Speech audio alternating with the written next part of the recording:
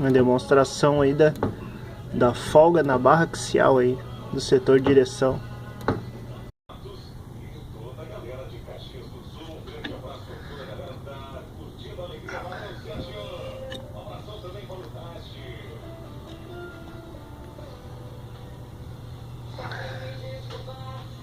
Aqui não vai dar pra ver bem.